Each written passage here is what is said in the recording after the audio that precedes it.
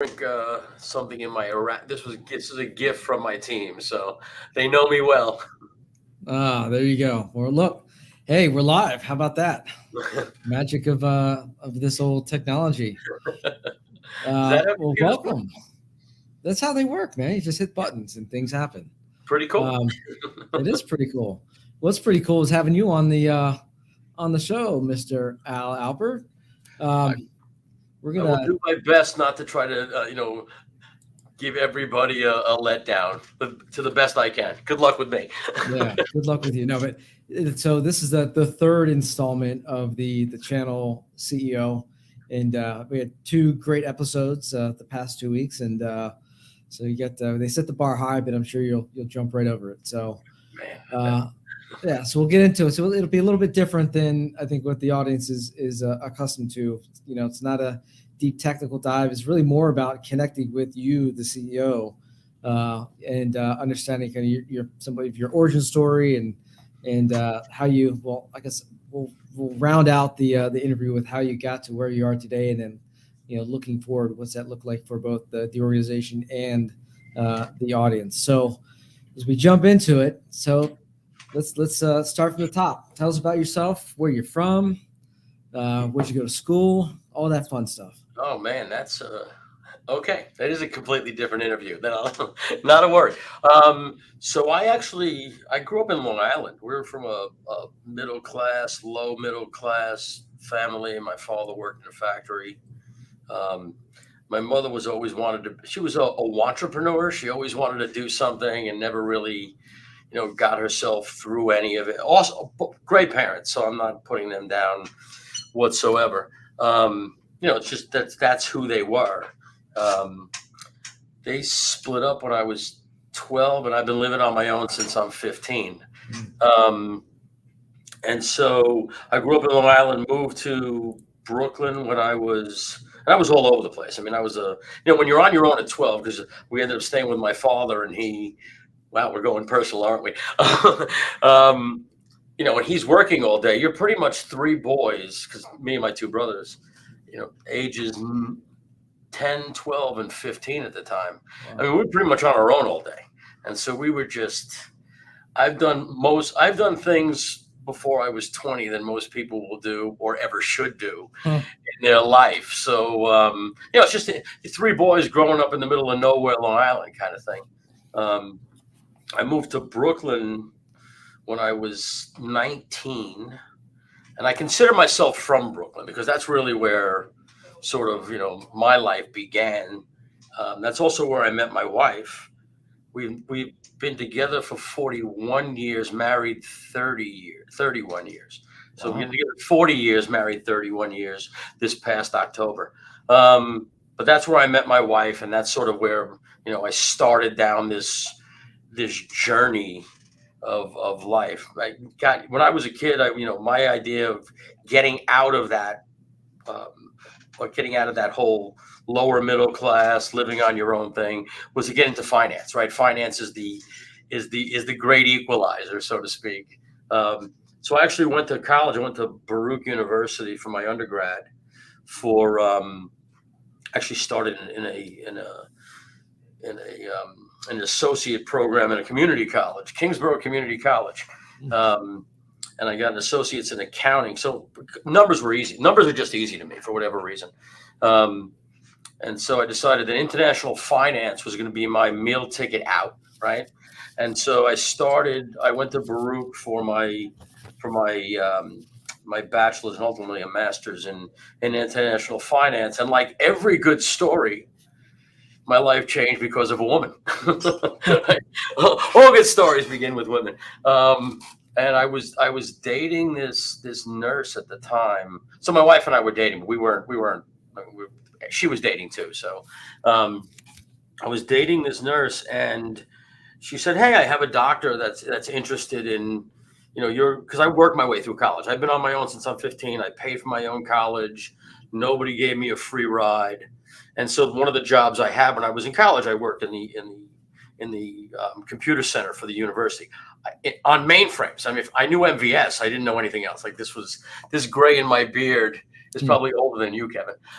So um, I was working in the computer center. She's like, "Hey, the doctor that I'm working for wants to computerize his office." Now this is 86 ish, give or take an ish. Um, and I said, "Yeah, I'll talk to anybody. I don't care. I'll go talk to him. I know computers. I knew nothing. Never Hmm. touched a PC in my life." Um, and so I met with him, and I met with him, and about 2 hours later, he handed me a check for 5 grand. Wow. And I literally knew nothing about computers. I could tell you how to swap in a dumb terminal attached to an MVS environment. So I came back to Brooklyn, and I opened the yellow pages because there was no internet at the time. This is the mid '80s now, and I started with the A's, and I called every computer company. The first five is ended up the first five I spoke to because I wanted to get some bids. I said, "Hey, I work for this doctor's office, and I want to do this." Right. So I basically regurgitated everything he told me, and I got three of them. At the time, they faxed me back their proposals. I took the highest proposal. I marked it up 25%. I went back to the doctor. I said, "Hey, I met with my team, Huh. and we're going to do this." And he wrote me another check for $10,000 to get Wow. started. So I'm sitting here with 2 weeks of maybe 5 conversations between the vendors and the two with the doctor. And I'm sitting there with 15 plus in my pocket. And I'm like, wow, this was the easiest money I've ever made. I'm doing this for a living, right? I ended up going to this computer place who had the bid, who I got to know one of the guys there, and on the spot I hired their engineer. I said, "Listen, you're going to come to work for me. I'm going to pay you X. You're going to be my boss and teach me about computers." And so I did all the work for this project, and he was my boss. Um, and then 6 months later, I said, "All right, I know my stuff now. Now you work for me." And that's pretty much how this got started. Wow. How's that for So a it's a hell of a story, and what I love about it is that the last couple episodes, we've pulled on some threads, some themes, right? And it seems to be, you know, you know, commonalities with entrepreneurs, right, and business owners, entrepreneurs in general. Just at some point, you figure out how to hustle, right? You figure out how to, and maybe it's a Brooklyn thing, maybe it's a New York thing, right? Maybe just you're kind of born with it, or it's innate, or whatever. But it sounds like you got to the point where you found something that just was going to work. But it's not just about the hustle, though. You put in the time, you put in the effort, energy of learning it, and then parlaying that into the next one, right? So those are very common themes, right? Just with entrepreneurs, and it sounds like there's actually a movie in there somewhere about three boys and growing up the way you did. But good on you for that. Good on you for figuring it out. So at that point, right, you had this kind of really, would you call it life changing kind of experience when you kind of got that first $5,000 check and then the second $10,000 check? Was that a major pivot point in your early kind of development? Yes, but in a way that it's sort of. I knew I needed to be a salesman, right? I mean, that's ultimately that was what I was good at. I could deliver a message, whatever that message is. It doesn't particularly matter, in a way that moved people, right? Like I was saying when we first got on about what happened the other day, right? So you can deliver a message that sort of moves, and I think this is true for most entrepreneurs, if not all of them. And there are some that are just gearheads, and they love the tech, and being in the front of the room isn't their thing. Certainly, you didn't suffer from that, but there's those out there that do, right? And no disrespect to them, but you know I believe as the CEO, my job is being the primary salesperson and advocate for everything we do. And what those checks did was they said, what you're saying is worth something to me, and here's how much it's worth. Mm. And they sort of quantify. Everybody can pat you on the back, but those kinds of things. Unless you can read people really well, you have never have an idea how sincere it is, and it's only your ego that decides whether they're sincere or not. And I've tried to move my ego off the table as much as humanly possible. It can never be right, but I try that. But when someone hands you money, which is something that they've sweated for, that they've worked their tail off, that basically comes out of their pocket. It's somewhere it comes out of their pocket. They're saying to you, you're worth this to me, whatever Mm. this is. And back in the 80s, 15 plus thousand was not a little bit of money. Right. It was, I mean, it's funny because it sort of reminds me when I made, doesn't matter how much it is, but I remember when I got a check for, it was more money than 2 times my father's annual salary. Mm. And he said, "Wow, look at all that money. You are," I said, "Honestly, this is just a byproduct of someone believing in what I'm giving to them and they're valuing it." And I said it obviously a little more tactfully, Yeah. but that's literally how I view the money we make. Like it's nothing but a measure of your worth in somebody else's eyes. And the more you make, the more value they're getting out of what you're doing for them or giving to them. And that's what motivates me. If I Yeah. can give you more value and you can and I can measure that by what you're willing to give me in return, even if that thing in return, like when I do a lot of philanthropical things and charity things, even if that thing in return is a thanks, by the way. So it's not necessarily money, but I that's what moves me. Yeah. So anyway, So we'll touch on some of the other inflection points or pivot points that I've been made aware of for the last several years since I've known you. But take us through developing, business between late '80s, through the '90s, 2000s. You know, any roller coaster rides, any regrets, any pivotal moments that were just incredible that stand out. so every single one of those are like pregnant with a million things, right? Um, so regrets. So I one of the things I discovered early on is I love creating things, right? So I kind of look at that discussion with the doctor and the discussion with the IT. Basically they were retail shops. That's what IT was in the 80s, right? They were retail shops. They weren't really consultancies. Is that I love creating things that satisfy whatever it is, the need, and so I have two big regrets, not personal regrets. So I have a lot of personal regrets. Um, Let's say that for another show. Yeah. a completely different show. Um, so in the mid '90s, there were two businesses I tried to get off the ground. One of them, and one of them was called Jackpots Inc. It was actually going to be the world's first online gambling. And what we were going to do was go around and buy lottery tickets in all the states, and then sell participation in those lottery tickets. There wasn't anything online, by the way. So this was all going to be done through faxing and word of mouth. Um, I gave that up too early. Mm. I couldn't raise enough funds to do it. And I still to this day believe I didn't try hard enough. If I had tried a little bit more, because even though it's the mid '90s, we only needed a little less than $1 million to get this thing off the ground, right? It's just collecting lottery tickets, getting word of mouth out there, selling fractional participation. We had roughly a 70% net on the dollar because it's fractional participation. So the upside was huge. Anyway, so I gave up on that too soon, and that was actually both of the regrets. I gave up on them too soon. So that was one of them. If that had taken off, that would have been the first online gambling, and you know where that goes, right? Sure.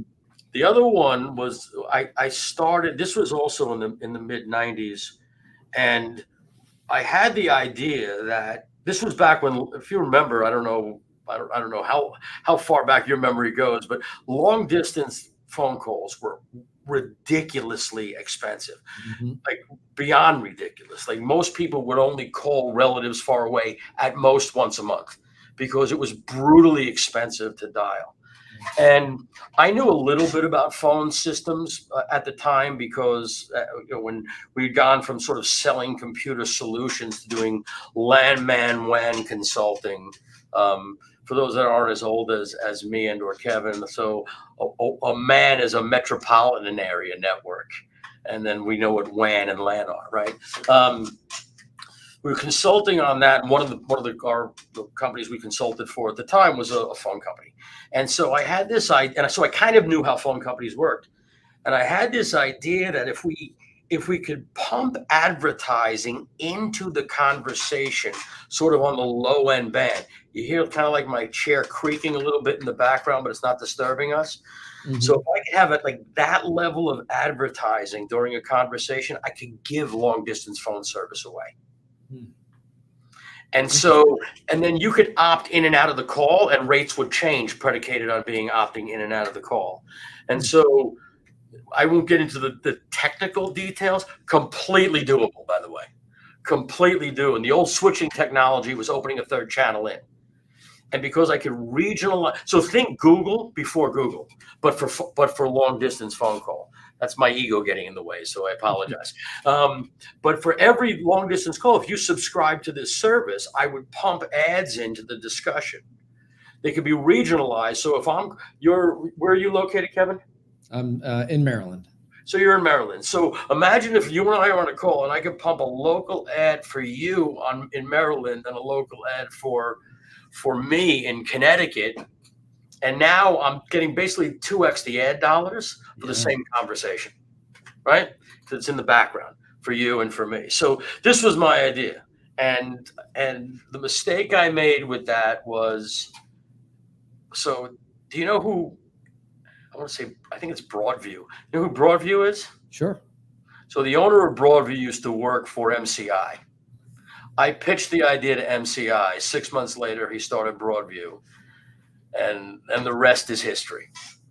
I'll just put it that way. Hmm. He did try to get it off the ground. It didn't work. I think MCI sued him and shut that down. But anyway, I didn't take it far enough. I should have gone after him, and so those are my two big regrets. Both of those I thought would have been. I still to this day think might have been huge. But those are both. I should have powered through. And God, just, you could have. When three-way calling came out, right? You 3x the number of ads at that time. Oh my goodness. oh Yeah. yeah. Yep. Now that Yeah. all would have been killed when VoIP came in the mid 2000s. Sure. But there would have been a 10-year run rate at like eight 5x multiples. It would have been Right. ridiculous, Yeah. which is unheard of in the phone industry, by the way. So anyway, Yeah. So those are things that you wish you would have seen through. I guess take me through the development of the MSP. I guess where did that start? Is that the origins of that back in the 80s, or were there different iterations of that, of what you see today, or what's it's, that progression look like? so Absolute Logic, which is my MSP. So I own CyberGo as my channel business, and Absolute Logic, which is still a going concern. I still have ownership interest in that company, is the MSP. We incorporated in '91, and that's where that '80s IT business became more of a consultancy, and that sort of lasted its way through the '90s. In one of our I'll sort of go through my lineage because it helps explain how CyberGuard was born too, right? Yeah. Um, so one of the companies that we were consulting for was a small mom and pop factoring business in Long Island. For those that don't know what factoring is, if I sell Kevin something and give him an invoice and he takes 90 days to pay me my invoices, a factor will buy that invoice from me at 90 cents on the dollar, and then I'll bill Kevin as the factor, or the factor will bill Kevin to collect that money. So a factor funds receivables, basically. So they were doing about $5 million a year. And I had an idea that there's a way to take this from a regional play to a national play, and bigger if we brought it online. And this is the late 90s when pet.com and the talking puppet sock Right. bring an Right. IPO at more money than most people knew about. Mm. And so the internet's hot, everything's all hot. I pitched it to the owner of the factoring business. At first, he knowed me. Invariably, he gave in and said, "Okay, we'll do this." And this was probably '99. I sold the majority interest in Logic to two of my engineers. So they sort of continued that. And I started myreceivables.com, the world's first online factoring business. We sold that to CIT 5 years later. We were approaching $100 million in revenue, and CIT thought it was a good play. They bought it from us, and I effectively retired. Um, 2 years later, my wife said, "Get out or get out. Those are your two choices. Find something to do or find yourself another place to live." Was basically, I was torturing that poor woman. So 2 years. That's a very patient woman. If it lasted 2 years. Yeah, well, Yeah. the whining started, justifiable whining. So I don't, the whining started a good year into it. A year later, it was like the ultimatum happened, right? So, so I, as an entrepreneur, I said, okay, one of the reasons we sold the factoring business was because the way in which factors operate, in order for you to have the money to pay that person for their receivables, you have to have something called a warehouse line. A warehouse line is basically a pool of money you can borrow from banks at any point in time. It's like a line of credit, if you would, but it's called a warehouse line. We had our warehouse line from Congress Financial, which is the commercial lending arm of Wachovia Bank. And we had a $25 million line of basically a warehouse line, which, because I turned $1 8 times a year, I effectively had $200 million to lend on an annualized basis. And in the mid 2000s, 2004, 5, they started constraining the capital requirements. I won't get into the finance of it, but anyway, started constraining capital, and that's one of the reasons we sold. Is we were on a run rate where in about 18 more months we would have been at $250 million. I mean, we were growing ridiculously, and we sold because the banks were constraining capital. And so we said, to hell with it. They're offering us enough money where we can have a nice exit. Let's just do that. Me and the partner. So when my wife basically said, "Do something or goodbye," I said, "All right." So I need to solve for the bank problem. Like, I love factoring. It was a license to print money. How do I solve for the capital problem? This is on or about the time as Prosper Lending and Lending Club. Do you know who they are, right? Sure. Yeah. They were really starting to get some serious traction and make a lot of noise. And I thought to myself, well, crap, I almost cursed there. Crap, if I could figure out a way to sort of fractionalize participation in a warehouse line, all those fractional lenders will make a ton of money, and I'll have an unlimited source of capital to get back into the factoring business. And one of the problems I was seeing with Lending Club and Prosper is they had very high loss rates. I mean, they were like 30+% loss rates because they were unsecured loans. Yeah. Yep. And so, think credit cards to people who can't get credit cards, right? So they were unsecured loans. And so, all right, if I'm going to prove this concept in terms of funding capital, what can I get that's unsecured but secure at the same time? And so student loans, as I did my research, I found out that student loans, if you go to a Title IV school, student loans cannot be discharged even in bankruptcy. Yeah. Yep. So if you claim bankruptcy, you still owe your student loan. Like, all right, that is a terrific unsecured asset that we can provide funding for and not have to worry about bankruptcies and things, and therefore you're ultimately going to get paid. And then we developed a risk model called the human capital score, and so we gave birth to something called People Capital, and it was a student loan company. Wow. And so we stood up human capital, brought a bunch of people in, created our own risk model called the human capital score, which predicted income up to 5 years out of university that was used to underwrite the loans.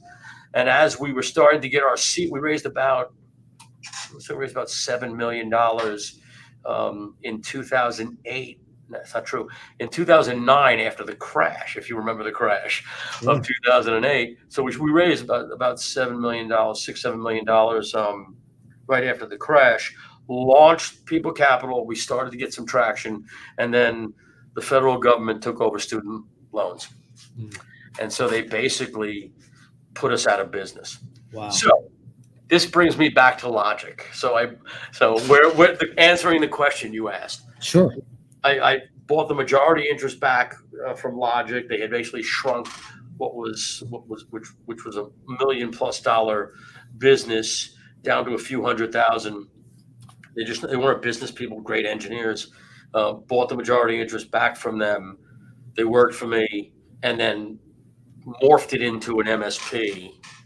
And then shortly thereafter started a security and compliance practice. This is 2015. Mm-hmm. And I did that predominantly because in both my receivables and People Capital, I wasn't just the CEO, I was also the CCO, the Chief Compliance Officer.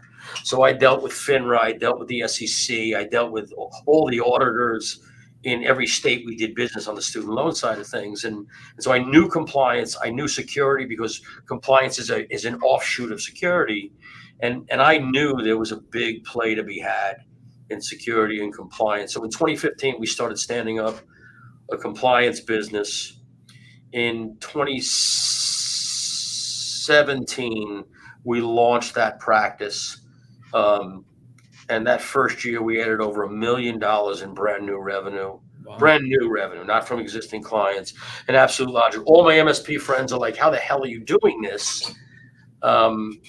And I said, well, we built this stack, and here's the platform we built. And every single one of them said, I want it. I said, guess I'm in the channel, spun off the platform, and CyberGuard was born. So that's the long, apologize for that long. That's how we got here. Anyway. No, that's great. Again, because, this is about the pivot points, the inflections, and somewhat say that the struggles of being an entrepreneur, and every story is different, but again, there's a lot of commonality, a lot of threads. It's trying to see around the corners. It's the pivot points, and then jumping into, what you think is next. And for some, we've talked through, some have failed and some have done extraordinarily well. So you bought back your ownership in Absolute, spun out this compliance capability. That's 17, 18. And today, I think most of the channel probably knows you as, the guy up on stage, right? Al from CyberGuard 360. So I guess give us a rundown of CyberGuard and what you're building, or what you've built toward to today, to bring it to where it is. Because I see you guys winning awards at ASCII and all over the place. So I love CyberGuard. I don't say that just because of this conversation. It is truly a labor of love. We started out, as I said, it started in my MSP. Interestingly enough, everything we bring to the platform first goes through my MSP. And I think that makes us extraordinarily unique as a channel vendor, because we're able to determine whether there's whether there's an efficacy to these ideas. And there's a lot that fail in logic, and therefore never make it past that drawing board stage in logic to find their way onto the platform. So there's a huge. It's also one of the reasons why I can't imagine ever selling. We've been made offers for logic, and I just can't see selling it, because it's an extraordinarily valuable petri dish for CyberGuard, aside from the fact that it does a terrific job of helping our clients and throws off some good revenue. But one of the things that I want to provide our customers, including my own MSP. So we're a partner as well. So we subscribe to CyberGuard. I don't get any better benefits than anybody else. I'm just the guy that steps over the wall between them. Otherwise, we pay what everybody else pays. So I want the platform to work for me the same way I want it to work for everybody else. And that's probably another benefit in having your foot in both waters. And what we're trying to do in CyberGuard, what I believe we're very successful compared to what the channel is currently doing, not nearly as successful as we should be in my own eyes, right? I think that's true of every entrepreneur. You look at your baby and say, yeah, you're just not there yet. You're just learning how to crawl. You haven't even walked yet, right? That kind of thing. For me, I want CyberGuard to be able to deliver.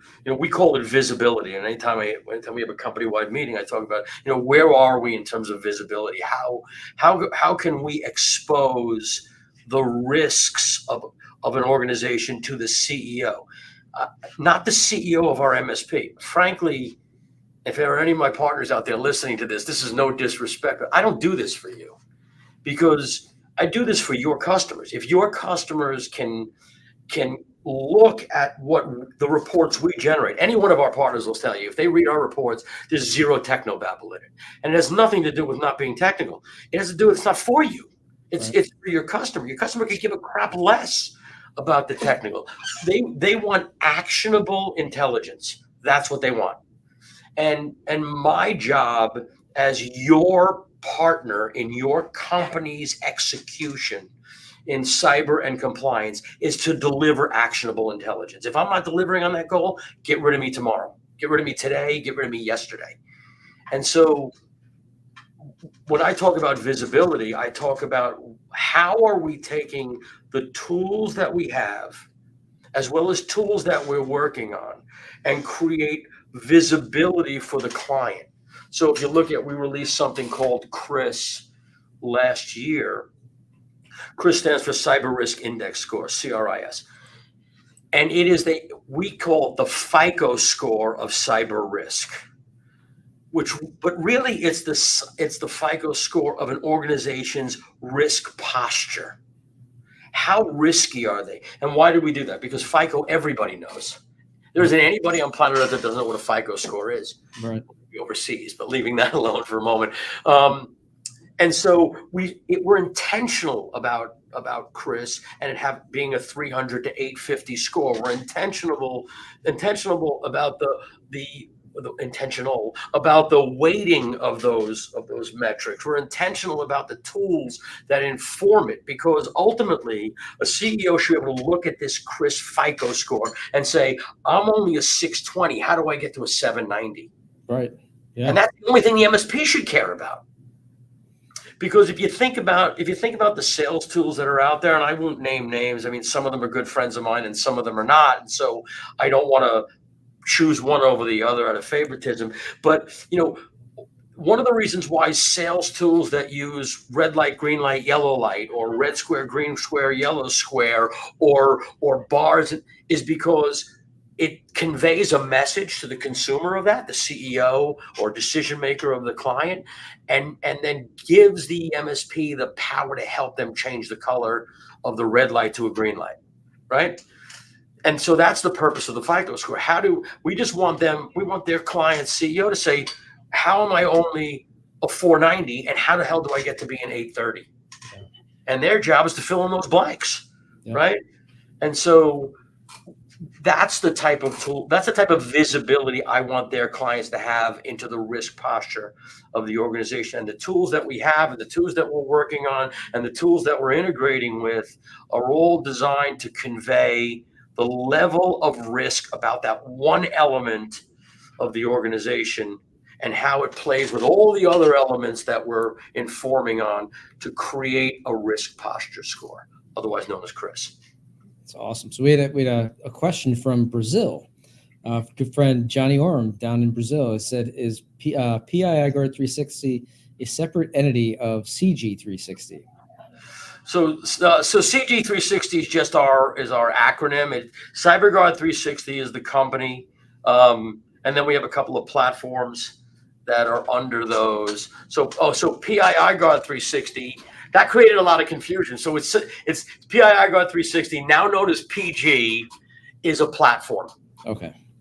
And that platform, the company is CyberGuard 360 PG for that very conclusion that he came to as a separate company. It created a lot of confusion in the market.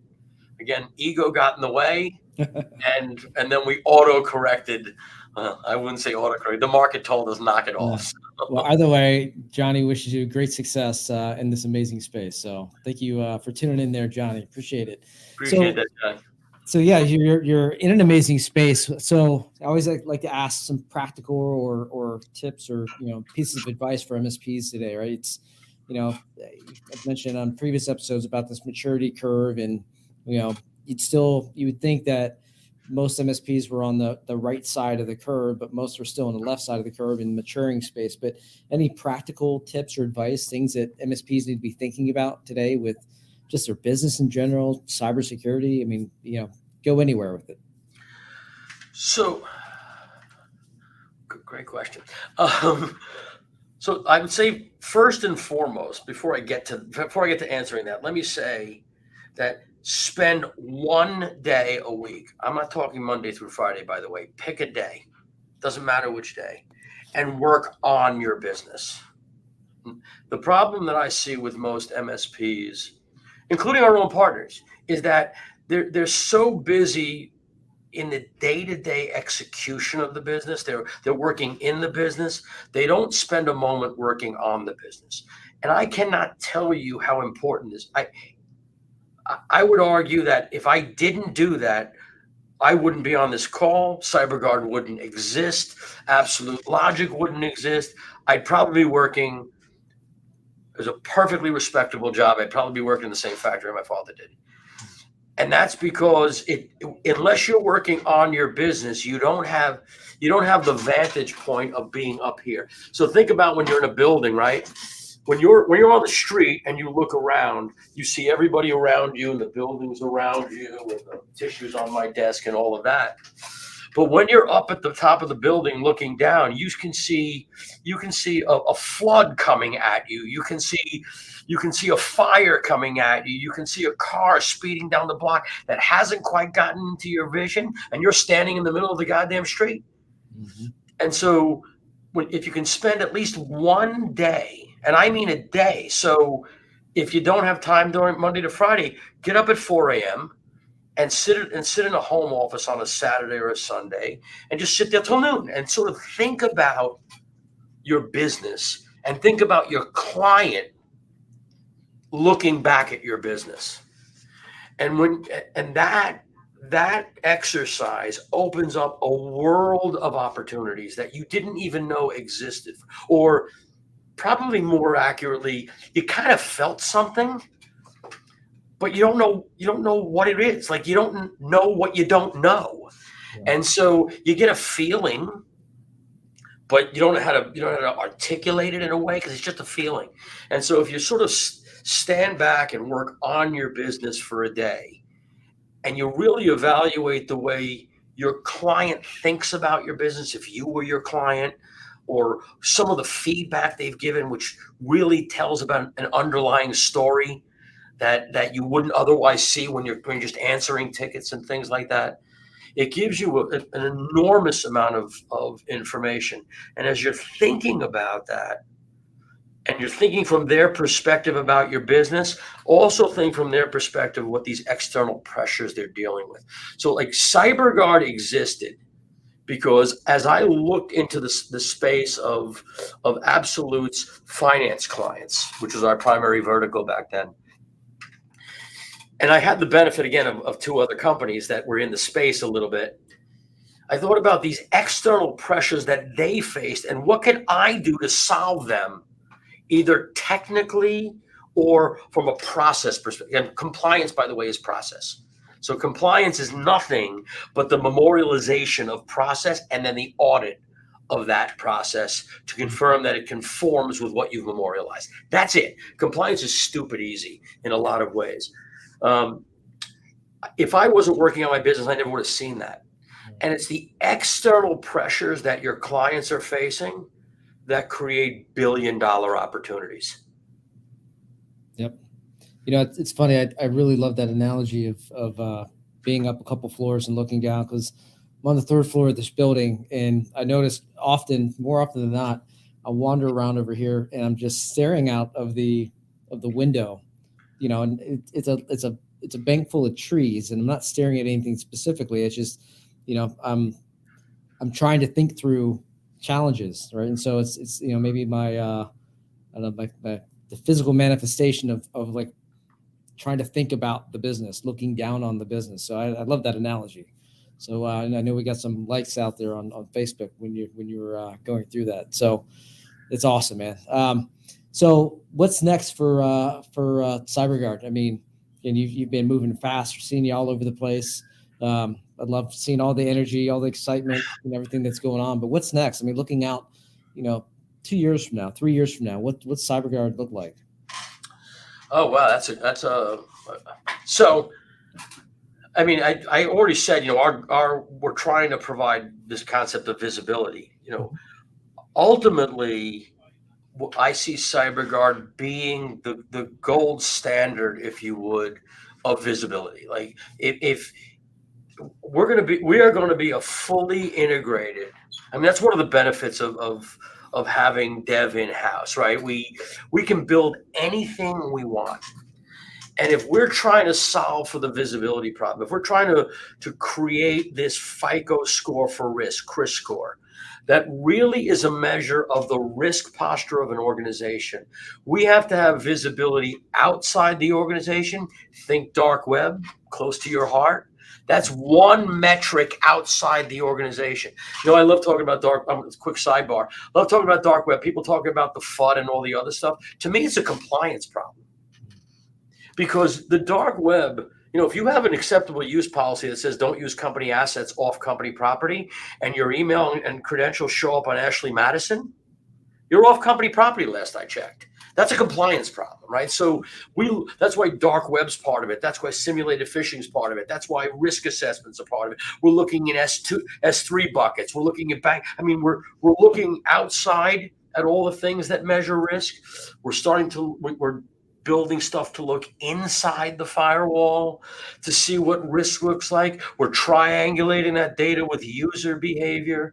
So if you ask me 3 years, we are going to be the gold standard for risk measurement relative to cyber risk. And because we're going to have eyes, ears, and noses and hands inside and outside the firewall, that's able to inform that CRIS score so that a client looks at it and says, how is this possible? And here's all the underlying measures that make that possible. Everything to what the users are doing, to what the network is doing, to what the firewall is doing, to what the world is doing. And all of those things are going to be, this is a long, will it be there in 3 years? I'd like to think so. I'm I think you're not going to have a problem with that, I'm sure. We'll see. Yeah. I'm working for it, though. I mean, we owe it to our customers. We owe it to our MSP clients. We owe it to our MSPs. We owe it to all of our stakeholders, right? And I look at an MSP's clients as our own personal stakeholders, because if they're digesting and they like what we deliver for them on the MSP's behalf, the MSPs, and we've had one of the things I'm most surprised about is how fast we've gotten adoption in the market. I mean, we are arguably one of the leaders in the space, and we've been in market a little over 2 years. Wow. And I don't say that again with any ego. Just the market said, I need this. Yeah. And it's solving a problem. So anyway. Yeah, look, right market, right time, and get the right product, and those three things line up, then you're bound to do great things. So I think that's a great note to wrap up on. So tell everybody where they can find you. What's the best way to reach you out there on social, online in general? So our website's going to be easy, right? It's cyberguard360.com. You can shortcut that to cg360.co if you want.